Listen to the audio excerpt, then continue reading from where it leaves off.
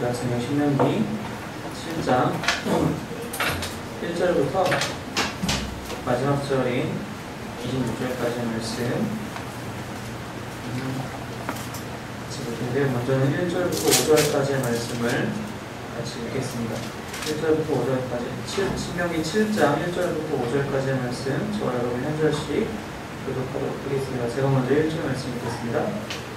내 하나님 여호와께서 너를 인도하사 내가 가서 차지할 땅으로 들이시고 내 앞에서 여러 민족 헷 족속과 기르가스 족속과 아모리 족속과 가나안 족속과 그리스 족속과 히위 족속과 여부스 족속 곧 너보다 많고 힘이 센 7 족속을 쫓아내실 때에 내 하나님 여호와께서 그들을 내게 넘겨 내게 치게 하시니 그때 너는 그들을 진멸할 것이라. 그들과 어떤 언약도 하지 말 것이요 그들을 불쌍히 여기지도 말 것이며 또 그들과 혼인하지도 말지니 내 딸을 그들의 아들에게 주지 말 것이요 그들의 딸도 내 며느리로 삼지 말 것은 그가 네 아들을 유혹하여 그가 여호와를 떠나고 다른 신들을 섬기게 함으로 여호와께서 너희에게 진노하사 갑자기 너희를 멸하실 것입니다.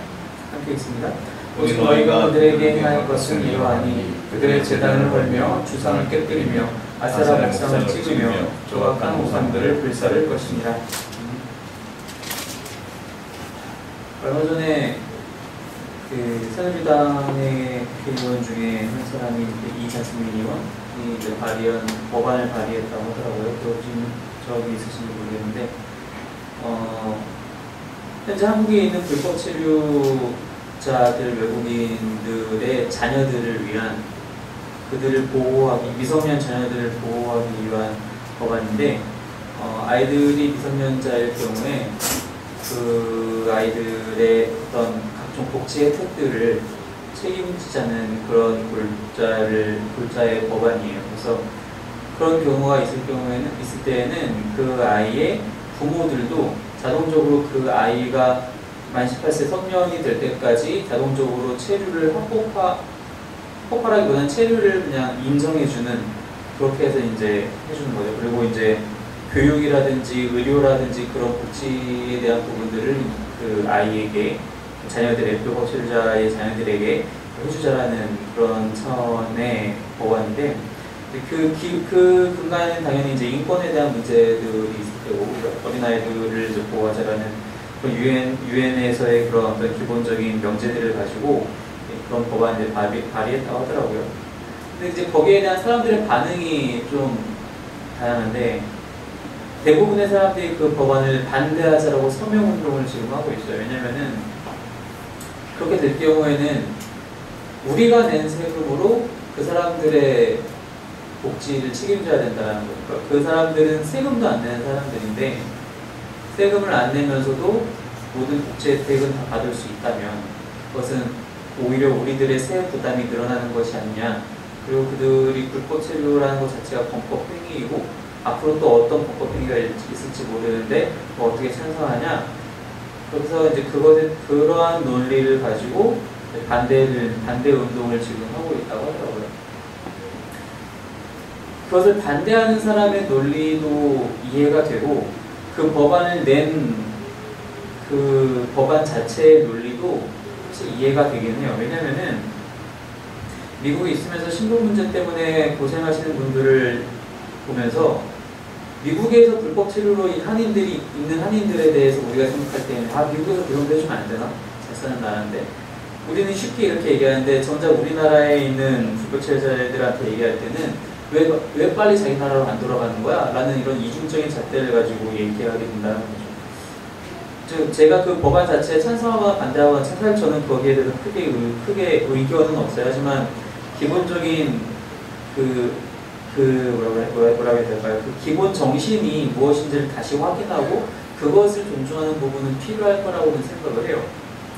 제가 이 얘기를 왜 하냐면은 우리가 지금 방금 읽었던 7장 본문의 1절에서 5절까지 해서 하나님이 가나안 땅을 이제 이스라엘 백성들에게 들어가게끔 하시면서 들어가서 이러한 족속들을 너희가 진멸하라 라고 명령하고 있다는 것입니다.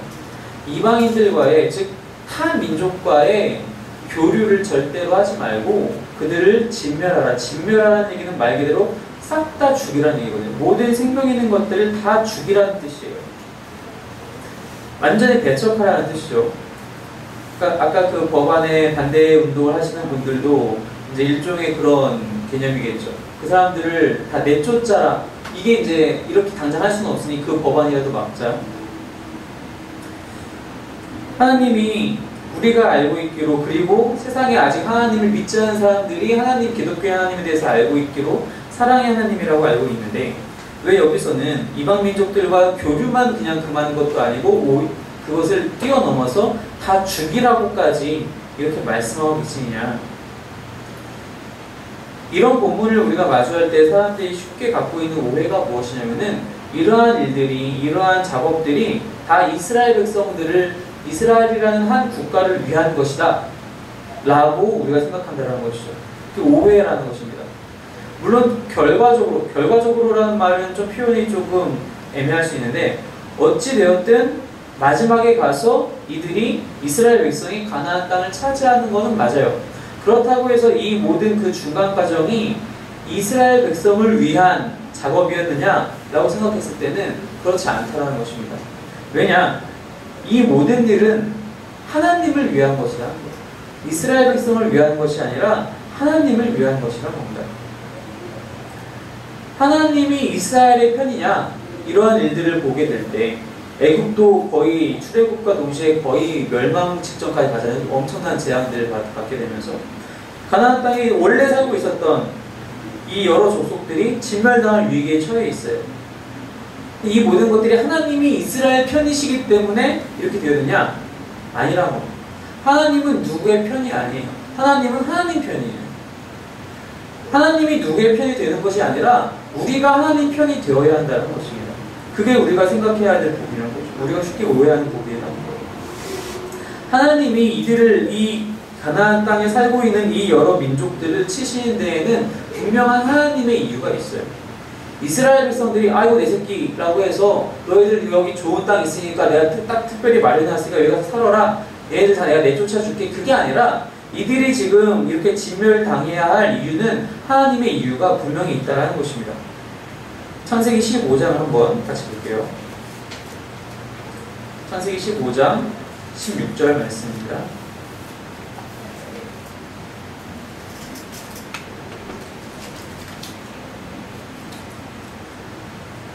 창세기 15장 16절 찾았으면 함께 읽겠습니다. 시작. 내 자손은 4대 만에 이 땅으로 돌아오리니 이는 아모리 족속의 죄악이 아직 가득 차지 아니함이니라 하시더니, 하나님이 지금 아브라함에게 얘기하시는 거예요. 아브라함에게 뭐라고 얘기하시냐면은 너의 이제 후손들은 이방에서, 그 위에 13절을 보시면 아시겠지만, 너는 반드시 알라. 내 자손이 이방에서 객이 되어 그들을 섬기겠고 그들은 400년 동안 내 자손을 괴롭히리니, 애굽에서의 그 430년을 지금 말씀하고 계시는 거죠. 그리고 16절에 와서 4대 만에 다시 이 땅, 즉 현재 아브라함이 있는 가나안 땅, 그 땅으로 돌아올 것인데, 이는 아모리 족속의 죄악이 아직은 가득 차지 않았다. 아직은 가득 차지 않았기 때문에 4대 동안은 그 아모리 족속은 살아남을 수 있을 것이다. 하지만 그것이, 그 시간이 지나가면은 그들의 죄악이 가득 차게 될 것이고, 그래서 그들이 이 땅에서 밀려난다는 겁니다. 즉 이 7장 1절에 소개된 이 족속들이 진멸당할 위기에 처한 이유는 이스라엘 백성들이 예뻐서가 아니라 하나님 보시기에 이 족속들이 죄를 너무나도 많이 지었기 때문에, 너무나도 악한, 하나님 앞에 악한 자들이기 때문에 이들이 진멸당할 위기에 처했다는 것입니다. 그래서 하나님은 이 기준에 대해서는 언제든지 변하지 않으세요. 하나님 앞에 악이라면, 하나님 앞에 죄라면 언제든지 멸한다는 것입니다. 그것이 이방인이 되었든 이스라엘이 되었든 상관없어요. 우리가 자주 간과하는 부분이 무엇이냐면은, 이스라엘 백성들도 항상 하나님께 이러한 징벌을 받았다라는 거예요. 무엇이냐? 40년을 광야 생활을 하면서 이들이 다 살아남은 게 아니에요. 출애굽 때 장정만 60만이라고 하고 모든 사람을 다 치면 한 200만 명이라고 우리가 대충 추산을 하게 되는데, 그 200만 명이 다 그대로 살아남아서 40년 후에 지금 이 땅에 딱 서가지고 요단강을 건너기 딱 전까지 준비하고 있는 게 아니라는 거예요. 출애굽 당시의 1세대는 이미 40년 동안 다 죽었어요. 누구 빼고? 모세랑 갈렙과 여호수아 이 3명 빼고 다 죽었어요. 이제 모세는 좀 이따가 죽을 거예요. 신명기 마지막에 가서. 왜 이들이 죽게 됩니까? 이들이 하나님의 말씀에 불순종했기 때문에 그래요. 금송아지 만들고 여러 가지 반항하고 불평과 불만과 하나님 앞에 악한 일들을 다 행했기 때문에 1세대가 들어가지 못하게 돼요. 그 1세대는 40년 동안 오랜 세월이 걸린 셈이죠. 어떻게 보면 이 가나안에 살고 있는 사람들에 비해서는 그 진멸당하는 시기가 좀 오래된 것처럼 보일 뿐이에요. 그래서 사람들이 쉽게 간과해요. 하지만 이들도 역시 하나님 앞에서 악이었기 때문에 진멸당했어요. 이때만 그랬나요? 이제 한참 시간이 지나가서 남유다와 북이스라엘로 이제 왕국이 나뉘게 되고 더 한참 지나가면서 점점점 어떻게 됩니까? 점점점 악의 길을 가게 돼요. 그러다 보니 두 나라가 다 멸망하고 북왕국은 싸그리 없어지고 아예 다 그 민족 자체가 지파 자체가 다 뿔뿔이 흩어져 버리잖아요. 혼혈 민족이 돼버리고 남왕국 역시 다 바벨론으로 포로로 끌려가 버리게 돼요. 하나님은 이방인이 되었든 이스라엘 백성이 되었든 당신 앞에 악이라면 당신 앞에서의 죄라면 절대로 그냥 두지 않으신다는 것입니다. 이 7장의 1절 본문만 읽고 1, 2절 본문만 읽고 하나님이 이스라엘 백성만 너무 편애하시네라고 생각하면 안 된다는 거예요. 하나님이 이스라엘 편이시네라고 얘기할 수 없다는 겁니다. 하나님은 하나님의 뜻대로 하나님의 기준대로 이 모든 일들을 지금 행하고 계시다는 것입니다. 아까 우리가 창세기에서 읽었던 것처럼 그 이제 아모리 족속만 언급했지만 레위기 이제 18장에 가게 되는 다른 족속들에 대해서도 이야기를 해요. 그들의 죄악이 가득하기 때문에 이제 이들을 하나님께서 진멸하시는데 그 도구로 이스라엘을 사용하신다는 거예요. 그래서 1절과 2절 말씀을 보면은 모든 동사의 주어가 하나님이에요. 1절에 보니까 하나님이 인도하셨고 하나님이 들이실 것이고 하나님이 쫓아내실 것이고 2절에서도 하나님이 그들을 너희에게 넘겨주실 것이고 하나님이 너희로 하여금 그들을 치게 하실 것이다. 하나님의 동사, 주어라는 거예요. 즉 이 모든 일들은 이스라엘이 하는 게 아니라 하나님이 하시는 일이라는 겁니다. 하나님의 전쟁. 그래서 이 진멸하다라는 단어 히브리어로 헤렘이라고 하는데 헤렘 전쟁, 진멸하는 전쟁이라고 이제 얘기를 하는데 하나님이 하시는 일이기 때문에 그래요. 이것은 사람이 하는 일이 아니라는 겁니다. 이스라엘이 잘나서 이스라엘의 능력이 아주 출중해서 아주 이스라엘이 전쟁에 능한 사람들만 모인 집단이라서 이 일을 할 수 있는 것이 아니라 하나님이 하시는 것이기 때문에 이것이 가능하다는 거예요. 그래서 이제 우리가 좀 이따 이제 다시 읽겠지만 하나님이 왜 이들을 선택하셨는지에 대해서도 바로 그러한 논리가 똑같이 적용이 돼요. 그리고 생각해야 될 것은 아까 말씀드린 대로 이것이 하나님께서 이스라엘 편이어서가 아니라 하나님 앞에 있는 죄를 멸하기 위해서 이런 일들을 하시는 것이고 그것을 하나님이 직접 하시는 것이라면은 우리가 이것을 우리의 상황 속에서 가지고 와서 본다면 우리가 대적해야 할 대적해야 할 대상은 사람이 아니라는 겁니다.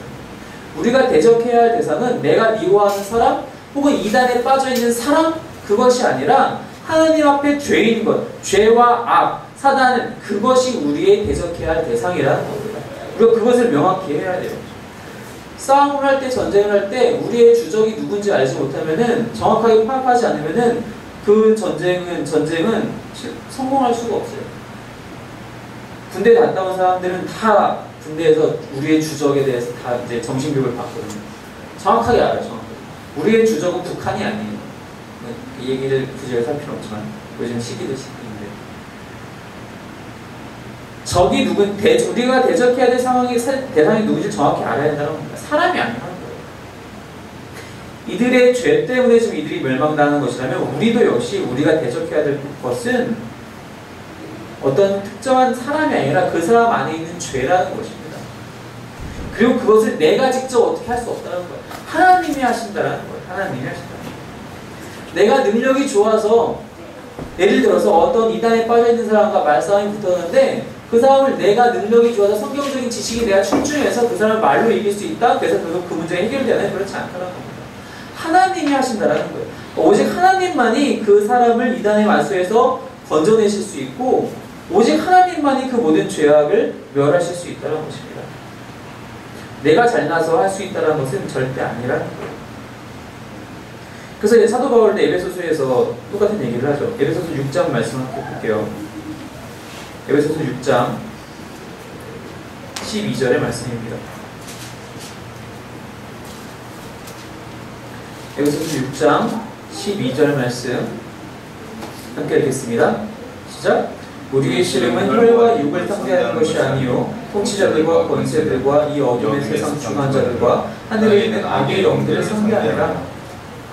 우리가 누구를 상대해야 되는지 정확히 알아야 한다는 것이죠. 사람이 아니라. 그리고 이것을 내가 할 수 없다라고 합니다. 요한복음 말씀 한번 볼게요. 요한복음 16장입니다. 요한복음 16장 33절 말씀입니다. 예수님이 뭐라고 말씀하십니까? 33절 함께 읽겠습니다. 시작.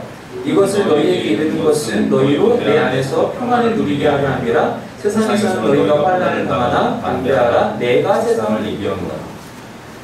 내가 이겼다는 거. 여기서 말하는 세상이라. 여기서 세상은 그냥 우리가 얘기하는 이 바깥 세상, 그냥 모든 세상을 얘기하는 것이 아니라 아까 그 사도 바울이 언급한 그 죄악이 가득한 그 세상을 얘기하는 거예요. 예수님이 세상을 이긴다는 거죠. 내가 이기는 것이 아니라 예수님이 이긴다는 거예요. 근데 그 예수님의 승리하심에 우리가 동참할 수 있어요. 그걸 사도 요한이 뭐라고 얘기하느냐? 요한 1서 말씀 볼게요. 요한 1서 5장 말씀입니다.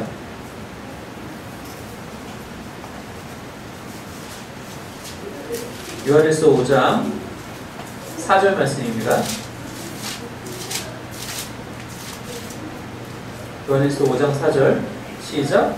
물은 하나님께로부터 난 자마다 세상을 이기느니라. 세상을 이기는 승리는 이것이니 우리의 믿음이니라. 나의 잘난 능력으로 세상을 이기는 것이 아니라 예수님이 이미 세상을 이기셨다라는 것을 믿는 그 믿음이 우리로 하여금 세상을 이기게 한다는 것입니다. 그 세상을 이기는 예수님의 승리에, 하나님의 승리에 함께 동참할 수 있게 한다는 것입니다. 그래서 이 이스라엘 백성들 역시 가나안 땅에 들어가서 해야 될 일들이 죄와는 상종을 하지 않아야 한다는 거예요. 죄의 영향력은 정말 무시무시하잖아요. 우리가 이미 여기 있는 모든 사람들은 그것을 다 겪어본 사람들이잖아요. 죄의 영향력에 대해서. 한 번도 그것을 안 겪어본 사람은 없어요. 그래서 아무리 경건한 사람일지라도 죄의 영향력을 겪어보지 않았다? 그것은 불가능해요. 우리는 다 죄인이었기 때문에. 그렇기 때문에 하나님은 그것을 절대로 금하시는 거예요. 혼인도 하지 말아라. 그들과 어떠한 계약도 맺지 말아라. 이것이 언제 무너져요? 솔로몬 때 가서 다 무너지게 되죠. 솔로몬이 앞장서서 이방의 모든 여인들을 1000명이나 처척으로 다 건드리게 되지 않습니까? 그래서 그 다음 때에 나라가 갈라지게 되죠. 바로 이것이 하나님께서 이스라엘 백성들에게 명하고 계신 부분이라고 합니다. 바로 이 말씀을, 이 명령을 너희가 잘 지켜야 한다. 근데 왜 이러한 명령을 잘 지켜야 하느냐? 6절부터 11절까지 말씀입니다. 함께 교독하도록 하겠습니다. 제가 먼저 6절 말씀을 읽을게요. 본문 신명기 7장 6절부터입니다. 너는 여호와 내 하나님의 성민이라. 내 하나님 여호와께서 지상 만민 중에서 너를 자기 기업의 백성으로 택하셨나니 여호와께서 너희를 기뻐하시고 너희를 택하심은 너희가 다른 민족보다 수요가 많기 때문이 아니라 너희는 오히려 모든 민족 중에서 가장 적으냐. 여호와께서 다만 너희를 사랑하심으로 말미암아 또는 너희의 조상들에게 하신 맹세를 지키려 하심으로 말미암아 자기의 권능의 손으로 너희를 인도하여 내시되 너희를 그 종되었던 집에서 애굽 왕 바로의 손에서 속량하셨나니. 그런 너는 알라. 오직 내 하나님 여호와는 하나님이시요 신실하신 하나님이시라. 그를 사랑하고 그의 계명을 지키는 자에게는 천대까지 그의 언약을 이행하시며 인애를 베푸시되 그를 미워하는 자에게는 당장에 보응하여 멸하시나니 여호와는 자기를 미워하는 자에게 지체하지 아니하시고 당장에 그에게 보응하시느니라. 그러니 너는 오늘 내가 네게 명하는 명령과 규례와 법도를 지켜야 할지니라. 이러한 명령을 지켜야 되는 이유는 하나님이 먼저 그 이스라엘 백성들을 선택하셨기 때문인데 이 선택하신 이유가 7절부터 나와요. 왜 하나님이 이스라엘 백성을 선택하셨느냐? 7절 말씀에 너희를 택하심은 너희가 다른 민족보다 수요가 많기 때문이 아니라 오히려 가장 적기 때문에 선택하셨다고 말씀하고 있어요. 기도원 시대에서도 똑같은 일이 발생하죠. 300명의 용사, 그냥 300명을 선택하신 이유는 그들의 물 마시는 방법이 현명해서가 아니라 그들의 수가 적었기 때문이에요. 그들의 수가 적었기 때문에 그들이 승리한다면 하나님이 이 일을 행하셨다는 것을 모두가 알게 되기 때문이에요. 지난주 주일 오전 예배에서 박목사님 설교에서도 아브라함이 그 전쟁을 마치고 나서 그 전리품을 왕이 주겠다는 것도 받지 않은 이유가 이것을 받게 돼서 하나님이 아닌 내가 아브라함을 구하게 만들었다라고 하는 그런 잘못된 생각을 세상 사람들이 갖게 될까봐 받지 않게 되잖아요. 같은 이치예요. 하나님이 이 일을 하셨다라는 것을 알게 하기 위해서 하나님은 가장 적은 이스라엘 백성을 선택하셨다라는 거예요. 또 왜 선택하셨느냐? 8절 말씀에 다만 너희를 사랑하심으로 말미암아 하나님이 먼저 이스라엘 선택하여 사랑하셨다라는 거예요. 이스라엘이 예뻐서가 아니고 이스라엘이 하나님을 잘 섬겨서도 아니고 하나님이 그냥 먼저 주권적으로 이스라엘을 선택하여 사랑하셨다라는 거예요. 그걸 선행적 사랑이라고 하죠. 또 왜 선택하셨느냐? 8절 중반부에 너희의 조상들에게 하신 맹세를 지키려 하심으로 말미암아 아브라함에게 약속하셨거든요. 아브라함이 분명히 약속하셨거든요. 너희 자손들로 하여금 다시 돌아와서 살게 하겠다. 내가 너를 선택해서 너로 하여금 큰 나라, 큰 민족을 이루게 하겠다. 약속하셨거든요. 그렇기 때문에 이스라엘 선택하셨다는 거예요.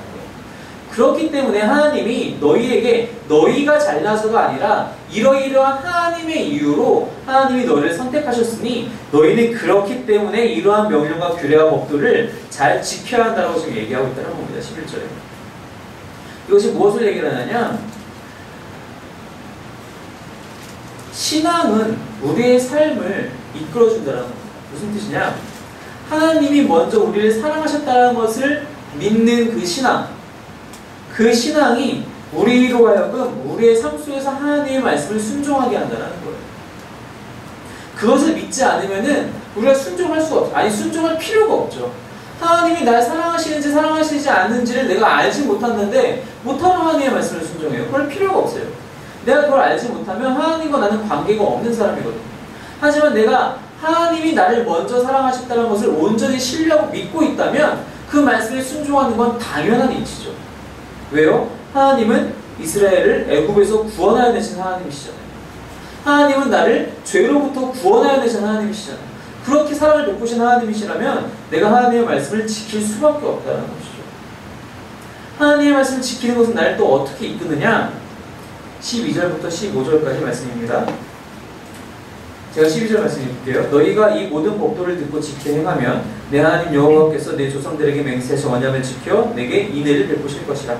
곧 너를 사랑하시고 복을 주사 너를 번성하게 하시되 내게 약속을 하고 내 조상들에게 맹세하시면서 내 조상에게 은혜를 베푸시며 내 토지 소산과 곡식과 포도주와 기름을 풍성하게 하시고 내 소와 양을 번식하게 하시리니 내가 복을 받음이 만민보다 훨씬 더하여 너희 중에 남녀와 너희의 짐승의 암수에 생육하지 못함이 없을 것이며 여호와께서 너희 모든 분명을 내게서 멀게 하사 너희가 아는 애굽의 악재에 걸리지 않게 하시고 너를 미워하는 모든 자에게 걸리게 하실 것이라.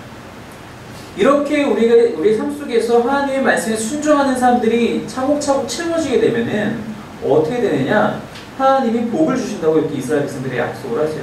12절에 보니까 언약을 지켜 인애를 베푸시는데 곧 어떻게 되냐? 13절에 번성하게 하시고 그 땅에서 내 소생에게 은혜를 베푸시며 토지 소산과 곡식과 포도주와 기름을 풍성하게 하시고 소와 양을 번식하게 하시고 만민보다 훨씬 많은 복을 받게 하시고 생육하지 못함이 없으며 질병도 멀리 하시고 악재에도 걸리지 않게 하신다라고 그러한 복들을 말씀하세요.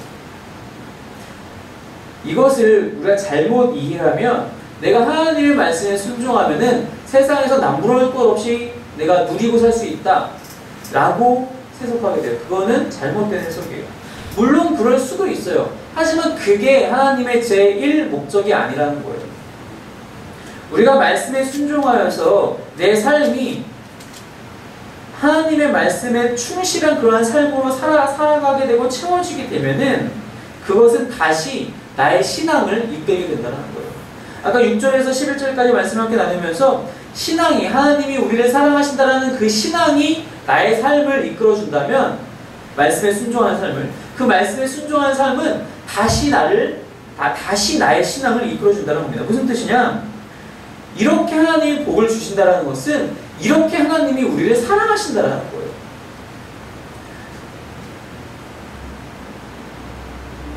부모님이 나에게 선물을 주실 때 어떤 좋은 선물을 주시면 그 선물 자체가 나에게 의미가 있는 것인가요? 물론 어릴 때는 그럴 수 있어요. 하지만 이게 점점점 우리가 철이 들고 나이를 먹게 되면 이 선물 자체에 의미가 있는 것이 아니라 이 선물을 주신 부모님의 사랑이 나에게 더 큰 의미가 된다는 거예요. 하나님이 사람들에게, 이스라엘 백성들에게 복을 주실 때에는 그 복 자체, 토지 소산이 많아지고 포도주가 정말 좋은 고급진 게 나오고 그것에 의미가 있는 것이 아니라 그만큼 하나님이 우리를 사랑하신다는 것에 의미가 있다는 거예요.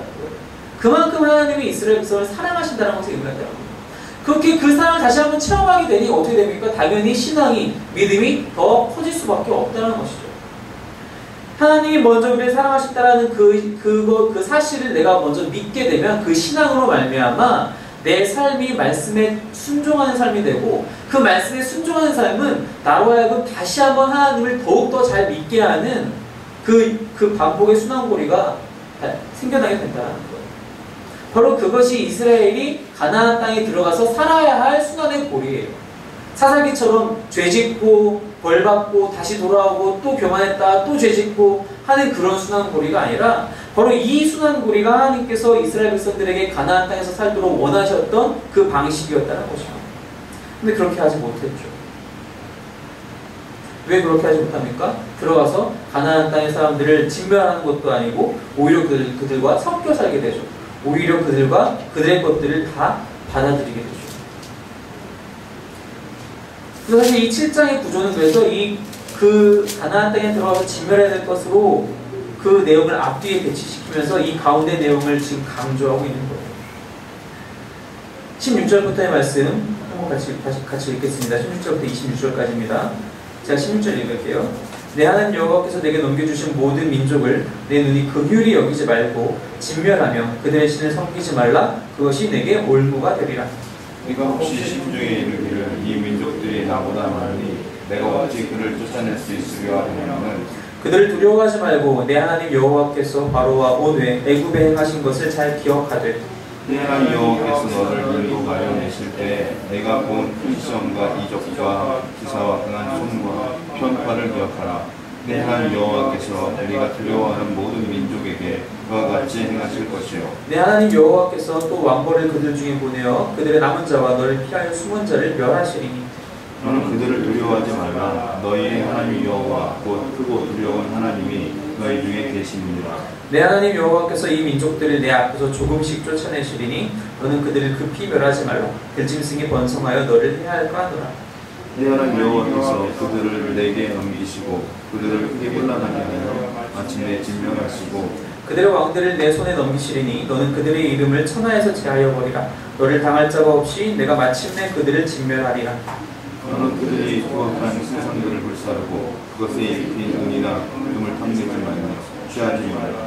내가 그것으로 말미암아 올무에 걸릴까 하노니 이는 네 하나님 여호와께서 가증히 여기시는 것입니다. 함께 있습니다. 너는 가증한 것을 내 집에 들이지 말라. 너도 그것과 같이 진멸당할까 하노라. 너는 그것을 멀리하며 심히 미워하라. 그것은 진멸당할 것입니다. 다시 한번 그래서 진멸하라는 명령을 다시 한번 주시는데 그러면서 너희가 이 명령을 듣고 실제로 그 민족들을 마주하게 됐을 때 그들이 너무 강성하여서 마음속에 어떻게 내가 이 민족들을 다 쫓아낼 수 있을까 17절 말씀처럼 그 두려워하는 마음이 생기게 된다면 너희는 두려워하지 말라고 하나님께서 말씀하시면서 뭐라고 얘기하느냐 18절에 기억하라. 두려워할 것이 아니라 기억하라고 말씀하세요. 뭘 기억할 것이냐 하나님이 애굽에서 너희들을 어떻게 건져내셨는지를 기억하라. 그 당시의 애굽은 초강대국이에요. 지금도 피라미드 같은 건축물이 없잖아요. 그것을 이 시대에 지었다면 초강대국이에요. 초강대국. 근데 그런 애굽에서 이스라엘 백성들을 건져내신 하나님을 기억하라는 거예요. 가나안에 있는 그 민족들을 그 족속들을 두려워하지 말고 하나님이 어떻게 너희를 건져내셨는지 기억하라. 내가 일하겠다. 분명히 신명기 첫 번째 7장 1, 2절에서도 모든 주어가 하나님이셨잖아요. 하나님이 하신다라는 거예요. 그래서 뭐라고 말씀하세요? 하나님이 22절부터 내 하나님 여호와께서 이 민족들을 조금씩 쫓아내실 것이다. 하나님이 쫓아내실 것이에요. 조금씩 쫓아내실 것이에요. 그리고 하나님이 그들을 다 이스라엘 백성에게 넘기실 것이고 하나님이 그들의 왕들까지도 이스라엘 백성들에게 넘기실 거예요. 하나님이 결국에 이것을 다 하실 것이에요. 그럼 이스라엘 백성들은 뭘 하면 되느냐? 25절부터 26절까지 나와 있는 말씀들과 같이 신상들도 불사르고 은금 탐내지 말고 그리고 가증한 것을 집에 들이지 말고 다 멀리하고 심히 미워해라. 이게 무슨 뜻이냐? 우상들 멀리하고 다른 신 믿지 말고 이방신 믿지 말고 재물에 혹하지 말고 이게 다 이게 다 하나로 묶으면 무슨 뜻이냐? 그런 거 말고 하나님을 사랑하라는 거예요. 너희가 해야 할 일은 나를 사랑하는 것이다라고 말씀하고 있어요. 내가 이런 건 다 할게. 내가 다 내쫓고 내가 다 그들을 진멸할 거고 내가 다 그들을 너희한테 넘겨줄 테니까 너희가 할 일은 그냥 나만 사랑하는 것이다. 다른 거 헛된 거 사랑하지 말고 다 썩어 없어질 거 사랑하지 말고 나만 사랑하는 것이다 라고 말씀하고 계시다는 것입니다. 우리는 아까 서두에도 말씀드렸지만 쉽게 오해해요. 내가 다 해야 될 것이라고 생각을 해요. 내가 이런 것들 다 이겨내야 되고 내가 이 상황을 모면해야 되고 내가 이 문제를 해결해야 되고 내가 이 죄악을 맞서 싸워야 되고 그렇게 쉽게 오해해요. 하지만 하나님이 원하시는 것은 하나님이 그런 것들은 다 내가 이런 것들 다 할 것이 너는 나만 사랑해라고 말씀하고 계시다는 것입니다. 내가 이 죄악을 어떻게 하면 이겨낼 수 있을까? 죄악만 바라보면서 헛된 생각하지 말고 오히려 그 유혹에 넘어지지 말고 그럴 시간에 차라리 나만 바라보고 나만 사랑해라고 하나님 말씀하고 계신 거예요. 이 죄는 네가 보지 않더라도 내가 해결할게. 이 문제는 내가 해결할게. 너는 나만 바라보고 나만 사랑해 라고 하나님이 말씀하고 계시다는 것입니다. 그 사랑을 우리가 날마다 누리기를 원합니다. 하나님이 먼저 우리를 사랑하셨고 그 사랑에 대한 믿음 때문에 우리의 삶이 말씀에 순종하게 되며 그 순종의 삶이 다시 한번 하나님의 사랑을 누리게 되고 또 다시 한번 신뢰하게 되는 그 순환고리 안에서 하나님만 사랑하시는 다른 문제들에 집중하고 죄악의 문제 다른 어떤 우리가 대적해야 될 대상의 문제에 대해서만 집중하는 것이 아니라 하나님에 대해서 집중하고 하나님을 바라보며 오직 하나님만 사랑하는 저와 여러분이 되시기를 주님의 이름으로 축원합니다.